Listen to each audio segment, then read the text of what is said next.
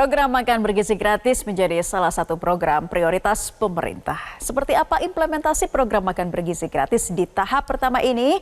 Apa dampak yang dirasakan masyarakat? Serta apa hal yang perlu kita adaptasi dari berbagai negara?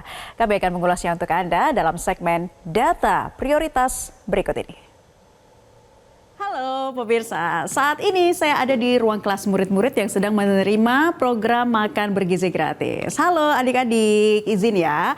Sambil memaparkan sejumlah data pemirsa, Anda menyaksikan Data Prioritas.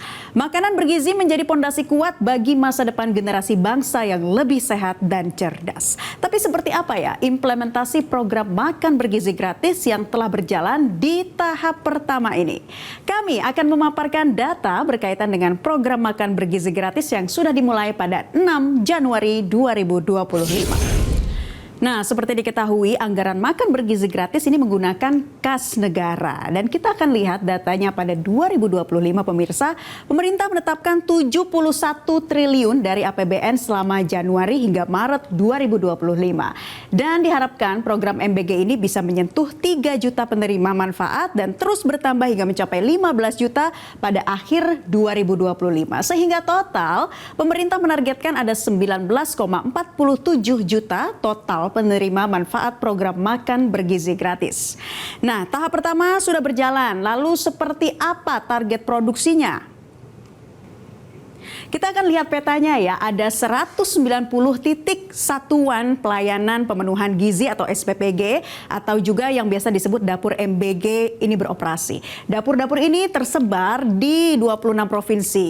Tapi kenapa ya nggak seluruh provinsi? Ternyata Kepala Badan Gizi Nasional mengatakan bahwa penentuan titik lokasi eksekusi program MBG ini didasarkan pada kesiapan masing-masing daerah, termasuk juga di dalamnya kesiapan infrastruktur yang memadai. Nah, untuk target produksi tahap pertama, program makan bergizi gratis ini juga melibatkan ada peran desa, kemudian koperasi dan juga BUMDes, sehingga ada 1.336 koperasi yang berpartisipasi. Dan dengan target 26 provinsi di tahap awal ini, juga pastinya menjadi pertanyaan adalah berapa sih anggaran untuk pemenuhan program makan bergizi gratis ini? Kita akan lihat ya rinciannya. Ternyata untuk tahap pertama saja, yaitu sampai Juni 2025, program MBG ini membutuhkan anggaran 71 triliun rupiah dan ditargetkan pada bulan Juli akan bertambah sampai 140 triliun rupiah. Lalu berapa anggaran yang disimulasikan sampai akhir Desember ini? Ternyata nominalnya sebanyak 420 triliun rupiah sampai dengan akhir tahun 2025. Nah, jadi sudah bisa terbayang ya berapa anggaran yang dibutuhkan. Nah, berkaitan dengan anggaran, lain lagi kita akan lihat hasil penelitian Selios terkait dengan persepsi masyarakat mengenai program MBG. Ini yang mengadopsi pendekatan kuantitatif dengan metode survei yang disebar ke seluruh provinsi dan melibatkan 1.858 responden dari berbagai daerah. Hasilnya menyiratkan bahwa program makan bergizi gratis hanya akan memberikan dampak terbesar pada keluarga dengan anggaran rendah. Nah, Anda bisa lihat ya grafiknya berikut ini, terutama mereka yang berpenghasilan di bawah 2 juta rupiah per bulan. Dan studi ini juga menyebar survei untuk mengetahui persepsi kemampuan program MBG dalam mengurangi beban anggaran keluarga berdasarkan pendapatan.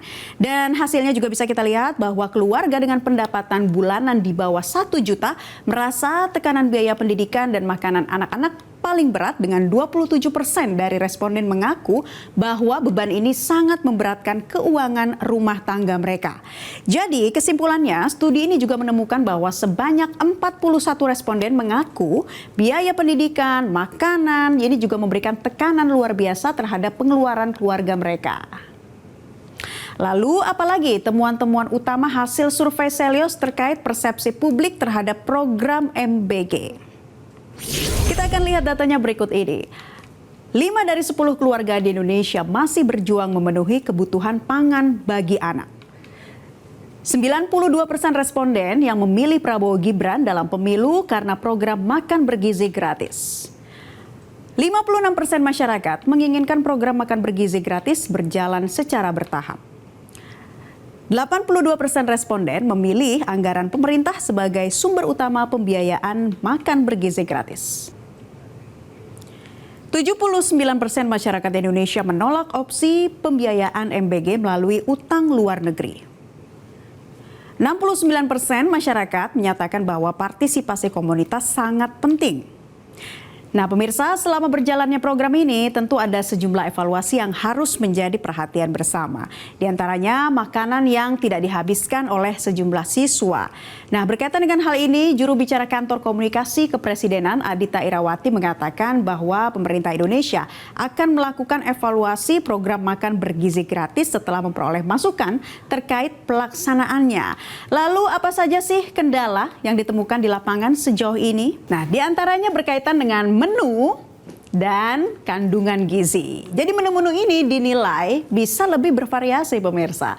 Dan sejumlah pakar gizi menyebut makanan bergizi harusnya punya prinsip beragam, seimbang, dan aman sesuai dengan kebutuhan. Isi menu MBG juga harus mencakup protein, lemak, vitamin, mineral, hingga serat. Tidak adanya susu di tiap menu memang sudah ditentukan. Nah, susu diprioritaskan untuk daerah-daerah penghasil sapi perah. Namun, susu juga harus mampu digantikan dengan jenis protein lainnya ya. Adanya keterlambatan pengiriman makanan. Nah, ini juga menjadi evaluasi dalam MBG kali ini. Lalu pemirsa, apa saja sih hal-hal positif yang bisa kita adaptasi berkaitan dengan program makan bergizi di berbagai negara? Nah, kita lihat program makan bergizi gratis di berbagai negara ya. Program MBG di Brazil. Brazil melakukan model inklusif yang menyasar berbagai kalangan, termasuk petani kecil dan komunitas marginal. Dari Brazil kita ke India. India menggunakan pendekatan berbasis hak atas pangan dan mengutamakan pangan domestik untuk ketahanan pangan lokal. Lalu bagaimana dengan Meksiko? Nah, Meksiko ternyata melakukan integrasi sektor pendidikan dan kesehatan sosial serta keterlibatan orang tua dan masyarakat. Dari Meksiko, kita ke Chile yang melakukan penargetan kerentanan serta melibatkan guru dalam menentukan penerimaan program.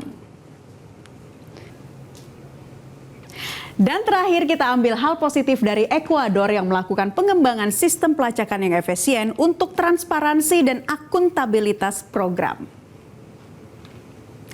Semoga kita terus berbenah dan mengambil hal-hal positif dari berbagai negara yang telah sukses menerapkan program makan bergizi gratis ini, dan menjadi harapan besar adalah realisasi program MBG ini dapat menciptakan generasi emas dan membangun SDM yang berkualitas. Sampai bertemu lagi di data prioritas berikutnya. Sampai jumpa. Jelajahi cara baru mendapatkan informasi. Download Metro TV Extend sekarang.